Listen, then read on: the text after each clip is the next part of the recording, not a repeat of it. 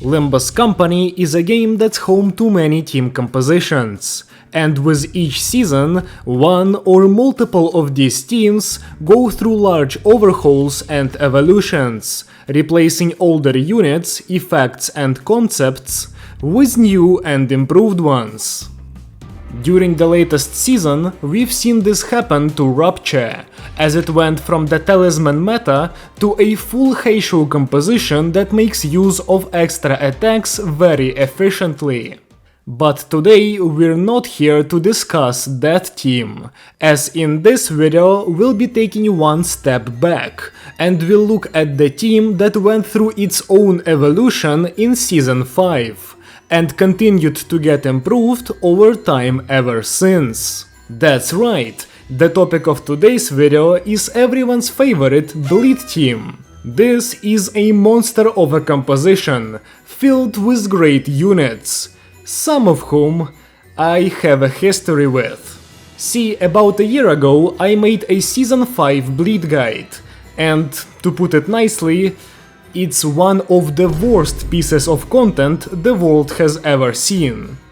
So today I am here to right my wrongs, and I've brought to you the new and improved complete Bleed guide for 2025. In this video I will go over the identities that make this team so powerful, the ego skills that make the team reach even greater heights, the different variations that you can build and use, and how to play the team for maximum efficiency. But first, a word from our sponsor. This video is sponsored by Snowfall. Snowfall is a library of Ruina-inspired deck builder that's split into two main modes. The story mode, set in the despotic country of Heijing, where laws are suggestions and fighting is incentivized, which follows the relatably illiterate main character exploring the eccentric building of Severance Station as you learn more about the inner workings of the world and its people. And the reminiscent mode, a more traditional roguelike experience, full with semi-infinite looping, unique characters, enemies and items, where you get to build absolutely broken decks and fight through enemy after enemy. The game combines certain core aspects of Library of Ruina with brand new effects and mechanics to provide a familiar and intuitive, yet fresh and unique experience, more focused on dynamic 1v1 encounters instead of group battles. With tons of items and cards to choose from, you get to create powerful synergies and build your deck to your playstyle, so no two runs feel the same. The game is in early access and is going to receive a big update on the 6th of December.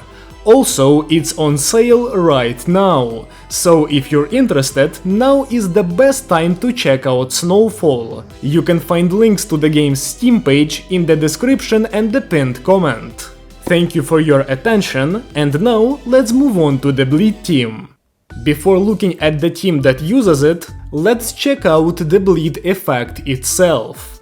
When an enemy with Bleed tosses an attack skill coin, they take fixed or true damage equal to the effect's potency, and after that, the effect's count goes down by 1. The effect is pretty simple, but with high enough potency and enough coins used by the enemy, it can be very deadly, as it deals damage that bypasses resistances many times every turn, which means that stacking this effect quickly and holding onto that stack can lead to tons of extra damage.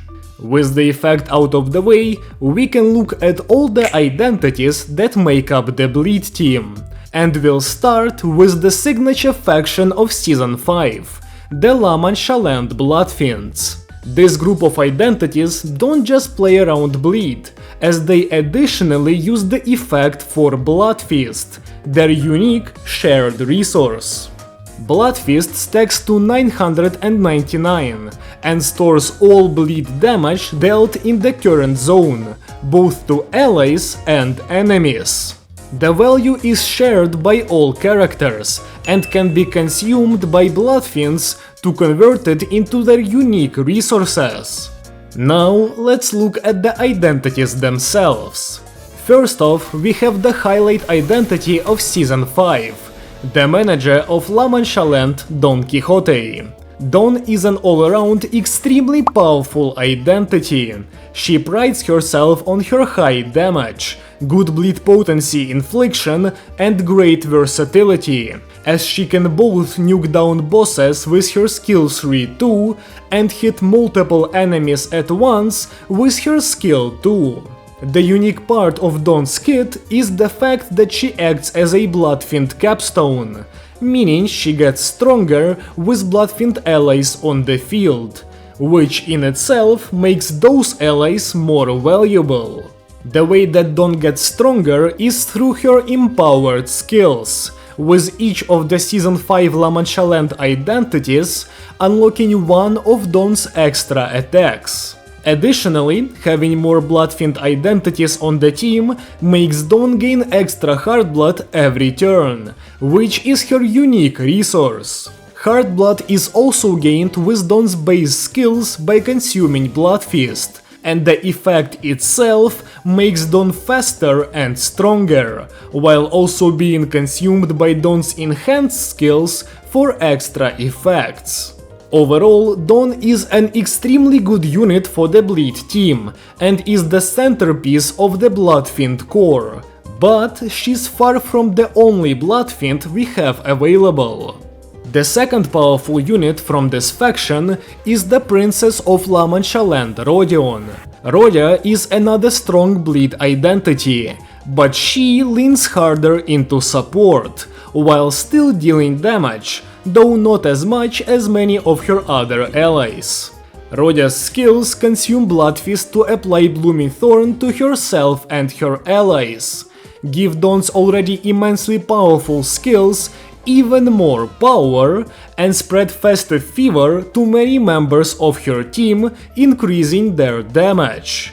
Also, Rodion can heal her allies using her passive as well. Stacking Blooming Thorn on Rodion also gives you access to her skill 3-2, which, once again, hits multiple enemies, making Rodion better against multi-part bosses. A lot of Rodion's power lies in her Sanguine Desire Ego skill though, but we'll get to that absolute bombshell a little bit later. The third core Bloodfiend available to the players is the Prince of La Mancha Land Merceau, the only Season 6 member of the La Mancha Land family. Merceau, similarly to Rodion, is an identity with a lot of supporting effects. Heartblood armor provides extra healing to allies, and when fully stacked, applies focused performance, which in itself is a scaling power and damage buff for La Mancha Land allies. Merceau also softens up the enemy with Last Fragility and La Mancha Parade, making them take more damage from the Bleed team's signature Sin Affinity and even more damage from La Mancha Land allies. Merceau's great supporting value doesn't mean his damage is low, by the way, as he, once again, gets access to an AoE skill 3-2 and can further increase his damage output by utilizing his Yorian Merkala Ego skill. Also, outside of increasing and dealing damage, Merceau has a good amount of count infliction. That being said, this is a simplified explanation of what he does. If you need a more thorough guide, I've got one on my channel, so check it out. These three units are what I would consider the core Bloodfiends. Don't get this confused with the Bleed core though, as there are a couple more monsters that you really want on your team. But among the La Mancha Land units, these are the three you always want to see on your team. This, however, isn't all the family has to offer, as there are two more units from the same faction. The first one of the non-core units is the Barber of La Mancha Land Otis, an identity that I'm sure you've heard me talk about before. Unlike the two previous Bloodfiends, who have great supporting effects and inflict a good deal of count, Otis is a damage and bleed potency oriented identity, who deals a ton of physical damage after scaling, and once more, much like every Bloodfiend so far, can hit AoE for massive damage. Otis's unique debuff is Sowing Target, which is effectively one fragile against enemies with bleed, meaning that Otis also further improves the damage of her team, although not by as much as the Prince and the Princess. When Otis hits a marked target, however, she also inflicts extra bleed potency or count, depending on what skill she uses, meaning that the effect has the additional value of boosting the barber's bleed infliction against bosses. Overall, Otis is a lot better than many players might think, especially after the addition of Prince Merceau and his offensive buffs for the family.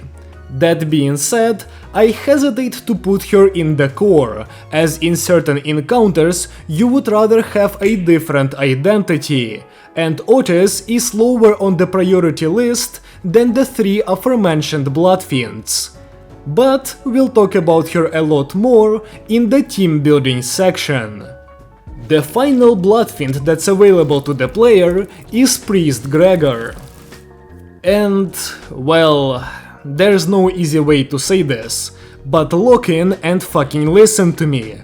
Priest Gregor is not good. Priest is an AD with a bunch of health and a lot of self-bleed. His entire gimmick revolves around flagellating himself to provide his team with Bloodfist, and eventually, once he's lost enough health and accumulated enough of his unique resource, Gregor uses his one single actually strong skill to deal damage and heal up. This doesn't sound bad, and even seems like a unique niche that he fills on paper, but in reality, it's a lot sadder. His self-bleed earned him the title of a Bloodfist battery in the past, but now that we have a bunch of identities that inflict a ton of bleed, it's insanely easy to quickly build up a stack on the enemy. And a decent stack of bleed, even on an enemy that doesn't attack that often, is a good enough source of Bloodfist to not just fuel all of your needs, but to actually put you in a huge surplus quickly, to a point where consuming the Bloodfist is a bigger issue than generating it. You do not need a Bloodfist battery. His damage is abhorrent. His skills 1 and 2 deal effectively no damage, and his skill 3 only becomes something worth noting after Gregor hits 30 stacks of Bloodied Hand, and loses enough health to give the skill its biggest source of scaling. It's too little, too late. Overall, Priest Gregor himself is not an impressive unit in the slightest, and to pour salt on the wound, his competition are some of the best units this game has to offer, so there's literally no reason to use him over anyone competent. If I sound angry when talking about him, that's because I am.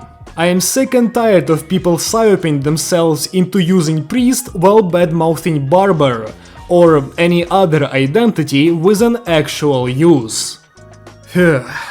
Okay, with the Bloodfiends out of the way, we can proceed to the other large group of bleed identities, the Kurokumo Clan. The two obvious standouts among these units are Kurokumo Heathcliff and Ishmael, the two Season 5 Kurokumos. Heathcliff is an absolute bleed potency machine. His skill 3 inflicts a ton of potency. His clashable counter can reuse its coin to inflict a lot of potency as well, and his passive allows Heathcliff to use an extra skill 1 every turn, inflicting even more potency. Now initially these numbers don't seem that impressive. However, with Heathcliff's passive up, his bleed infliction becomes better, and the effect given by Ishmael's passive makes him reach even greater heights. The insane stacking that this ID is responsible for is part of the reason why you never need any alternative sources of Bloodfist, as it's just too easy to make a ridiculously good stack in no time with Heathcliff on the field. Ishmael is your second insane Kurokumo identity, and while she's not as good as Heathcliff at inflicting bleed potency, she gets to use it in a unique way. Ink Over, Ishmael's skill 3, has a small deluge-like effect on it that causes bleed on the enemy to be activated 3 times, allowing you to squeeze out extra damage if you're good on count. This is the unique part of Ishmael, but outside of it, she's a solid bleed unit that gains access to the same Dark Cloud Blade effect as Heathcliff, and is the one responsible for applying Dark Cloud on her Kurokumo allies, further improving your overall bleed infliction.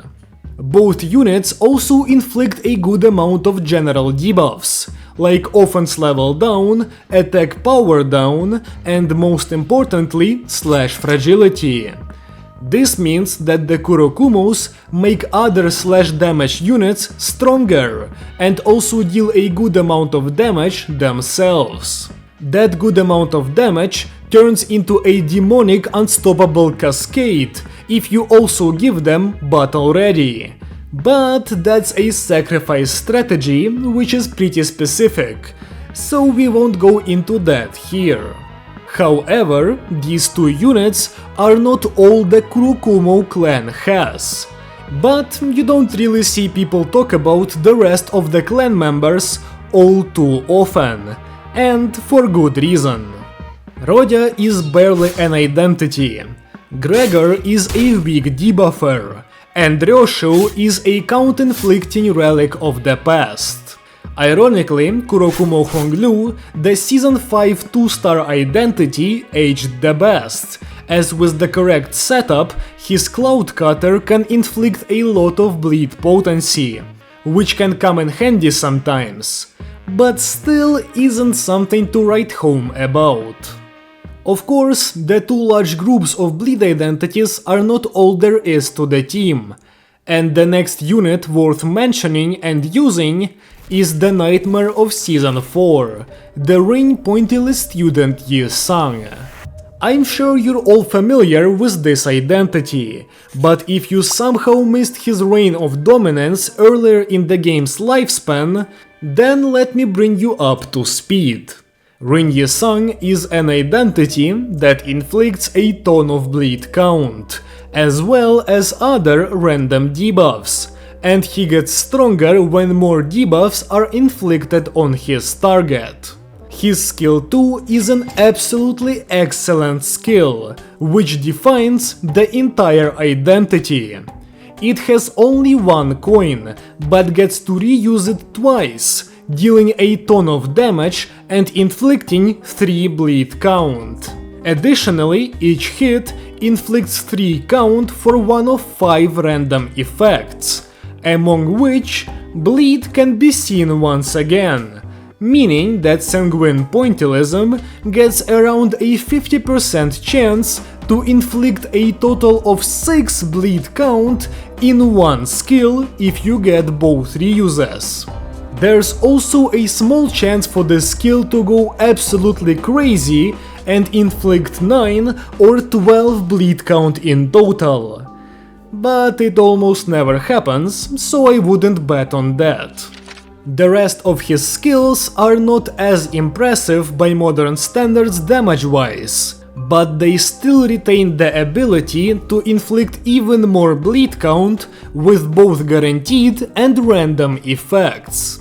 Additionally, Yi-Sang gets a nice passive that accelerates his SP gain and makes him stronger at max SP, meaning he gets consistent clashing and damage earlier than many of his other allies, which makes him feel like a comfortable and easy to use unit.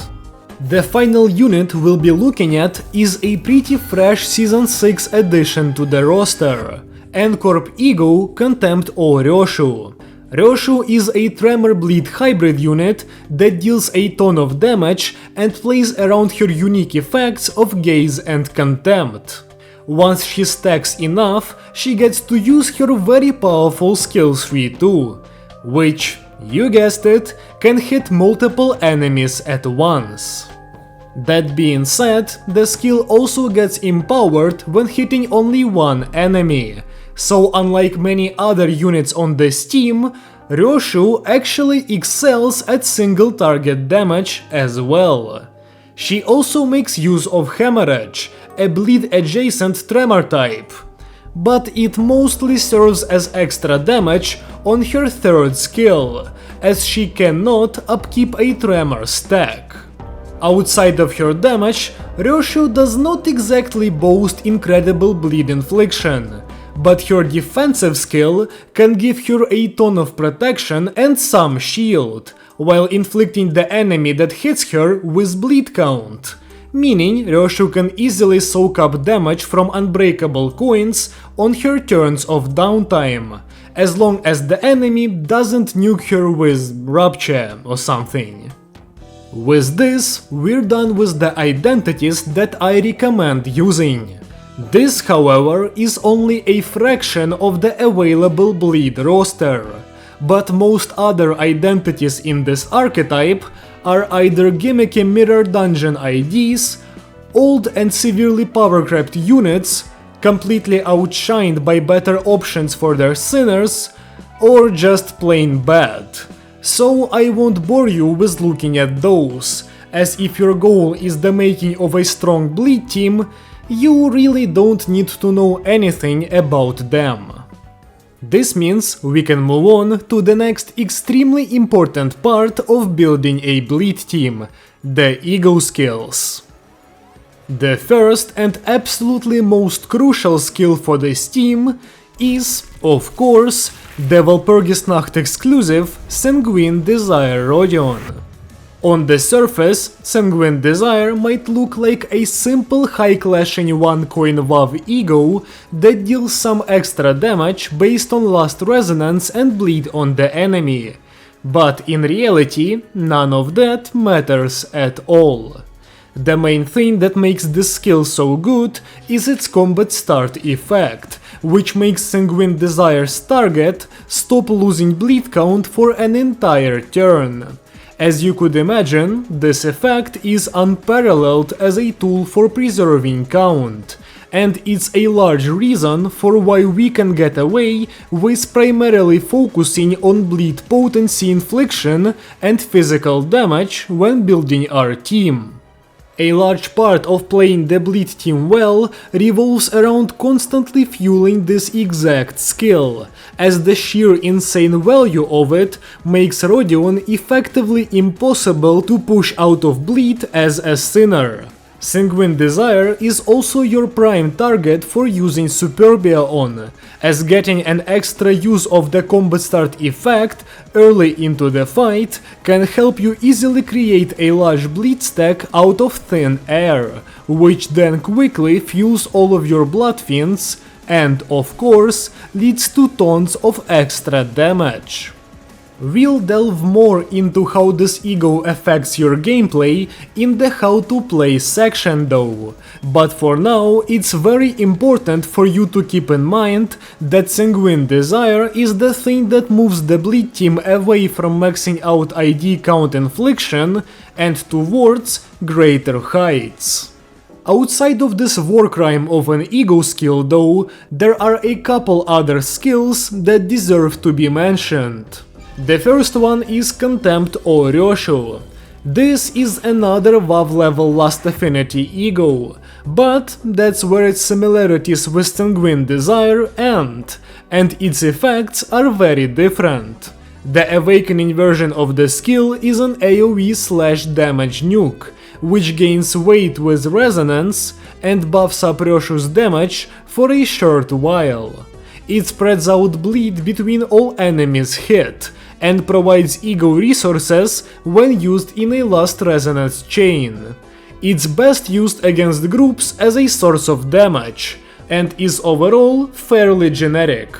Now the real interesting part is the skill's corrosion, as it only targets one enemy, but inflicts a monstrous amount of bleed on them, with potency infliction scaling to 25 based on resonance, and count infliction being a flat +5, which is still very good.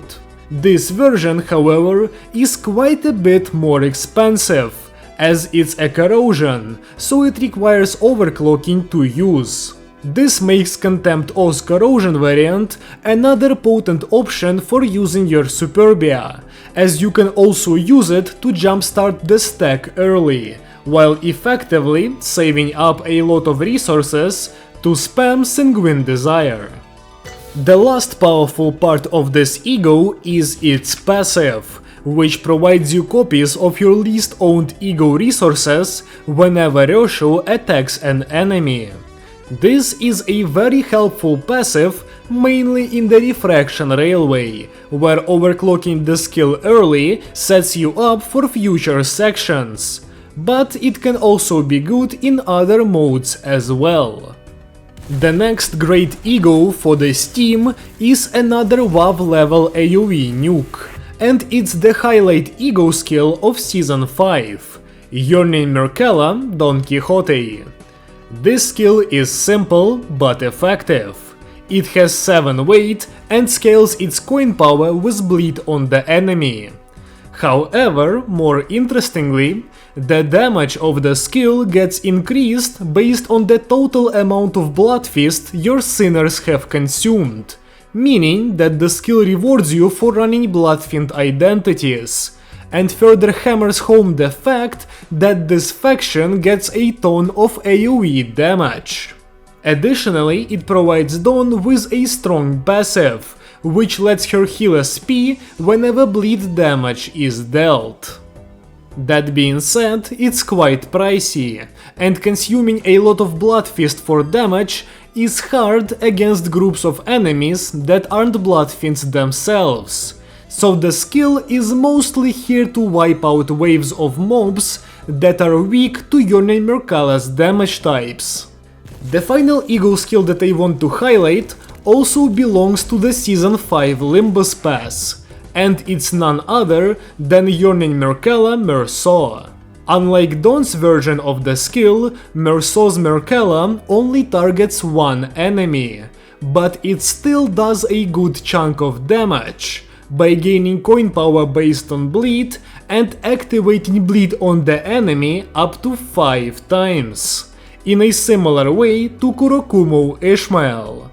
Also, the skill inflicts a unique effect called Rose Wedge, which makes the afflicted enemy gain a lot more bleed potency and count from getting hit, and deals some extra last damage on top of that.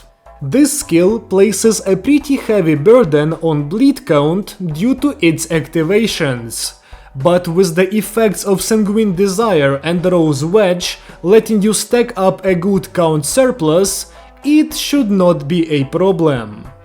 With this, we're done with the ego skills. There are more skills that share the bleed keyword, but none of them are very good or worth using, with the only exception being Dawn's base ego, which allows you to inflict a bunch of potency on an enemy for just 2 lust and pride resources. Now that all the relevant identities and ego skills are out of the way, we can build the bleed team, which is honestly quite simple. You want to begin by picking the 3 strongest Bloodfiend identities, as well as the Kurokumo duo.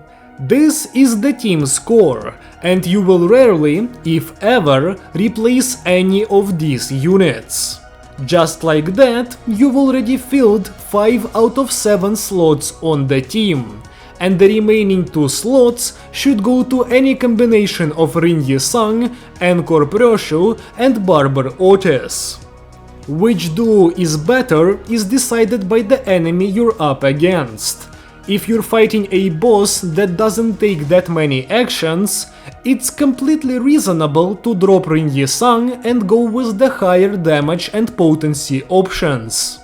Yes, I know, it feels weird to drop the guy who used to carry the entire team on his back, but with how good Sanguine Desire is at solving all of your count issues, you do not need even more count on top of that, and Rin Yi-sang doesn't do potency all that well.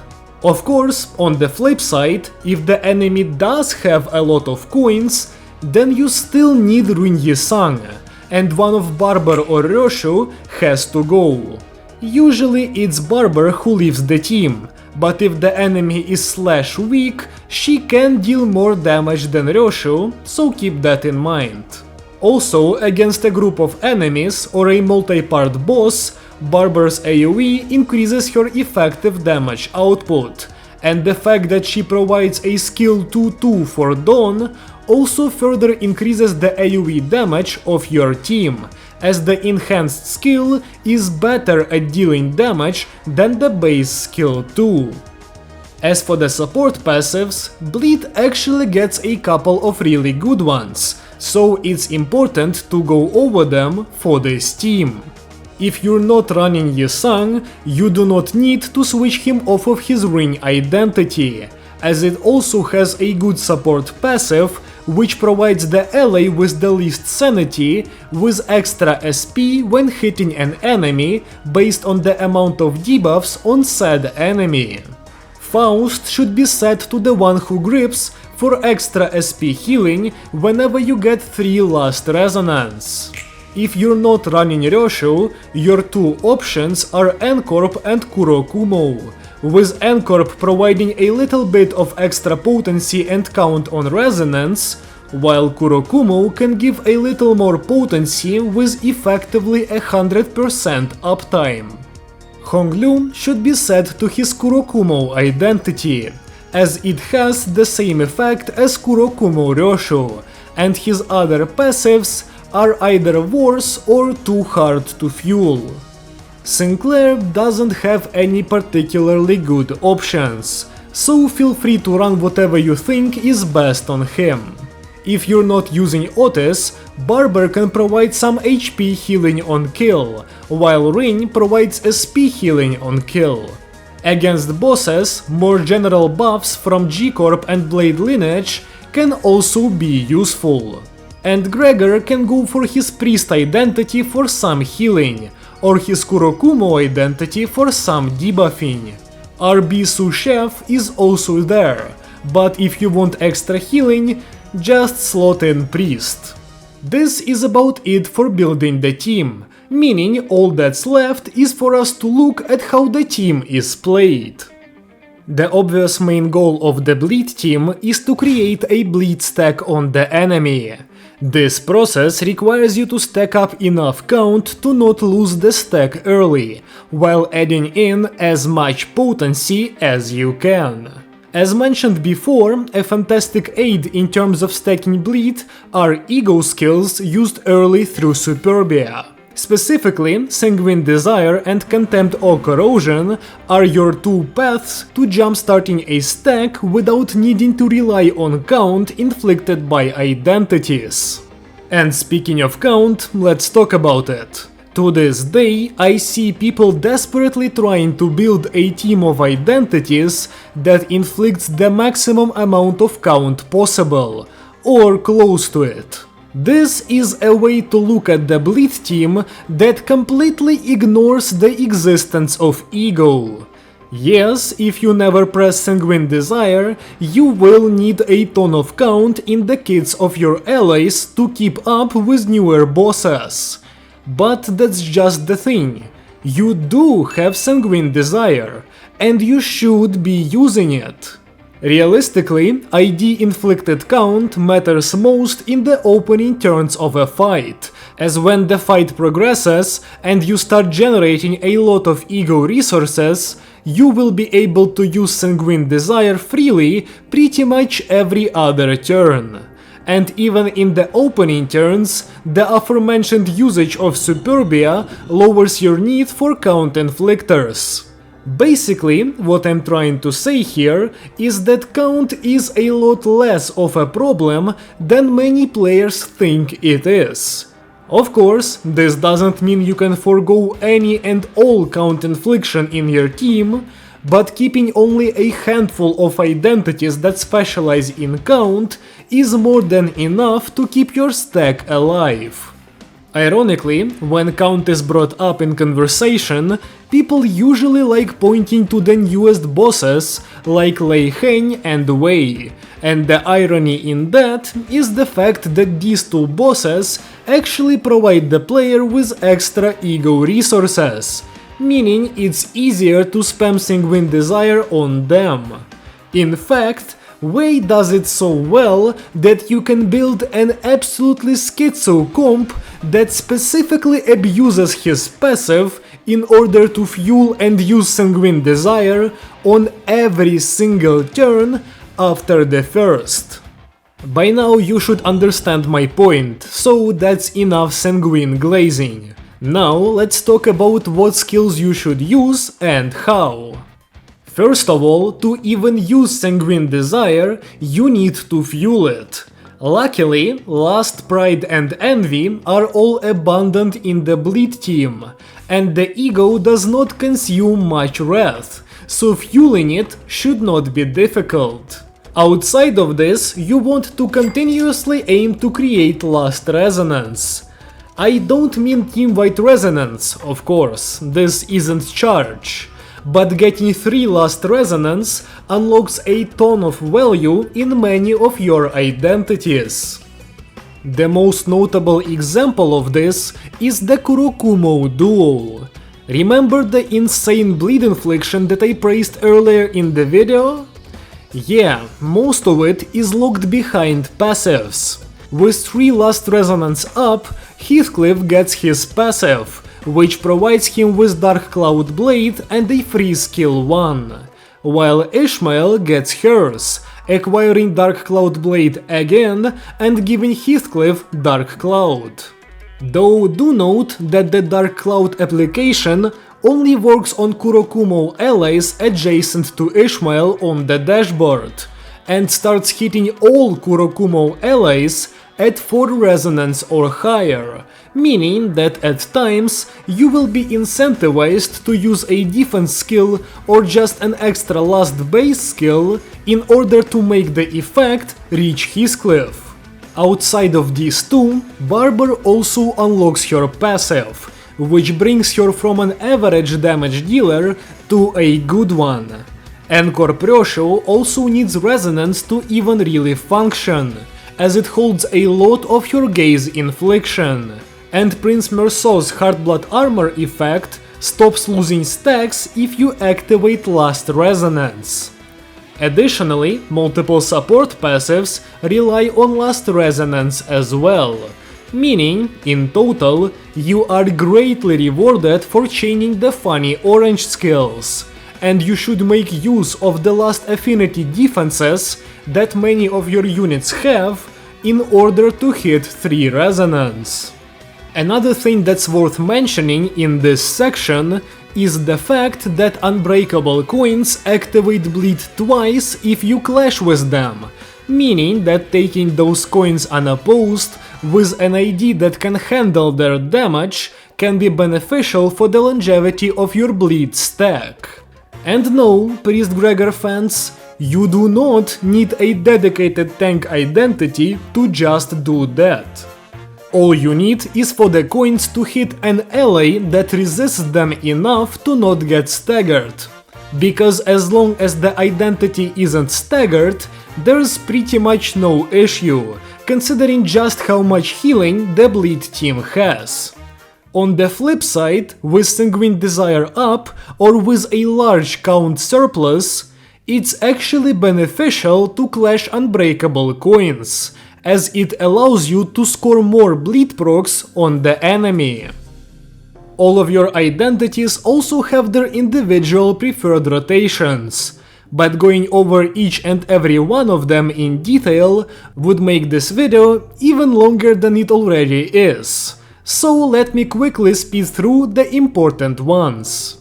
Heathcliff's skill 3 provides him with a stack of Cumulus Wall, which lets you get 2 reuses on his counter, so make sure to use Rules of the Back Streets after Thundercleave.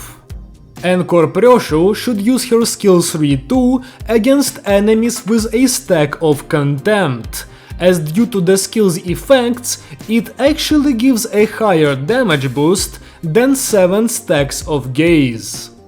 All of your Bloodfiend identities should, obviously, not use their skill 3 too early, as with their unique resources, they can empower those skills greatly later into the encounter. Managedon specifically also needs to make sure not to waste her Heartblood on an enhanced skill that she does not want to use. This mostly means that if you have a skill 3 upcoming on Dawn, you should not waste her Heartblood on an empowered skill 2 or counter. Speaking of her counter, it inflicts 2 count, so keep it in mind. These descriptions are fairly reductive, so if you want to see more in-depth guides, I have them on my channel for most of the bleed identities that I recommend in this video, so make sure to check them out. Finally, the last question of the video is: where does the bleed team perform the best? And the answer is pretty simple: on bosses. Against a boss, it's easy to create and keep up a bleed stack, and all of your debuffs stick to that one boss as well, making the fight easier.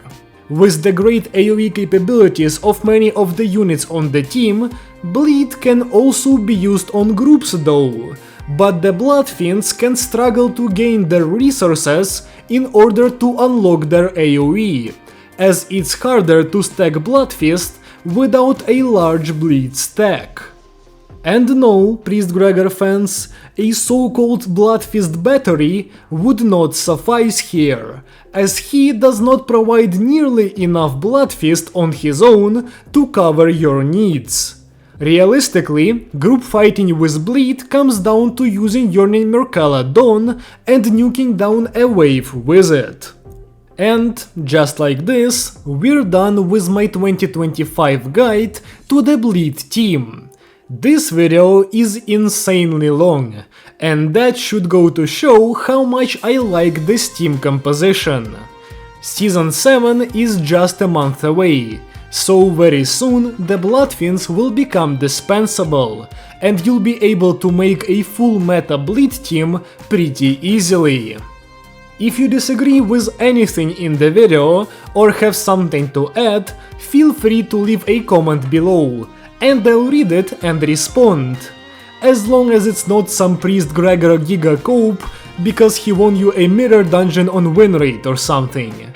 If you enjoyed the video at any point, leave a like to let me know, and if you want to see more like this, consider subscribing. Thank you so much for watching, and I hope to see you again soon. Goodbye!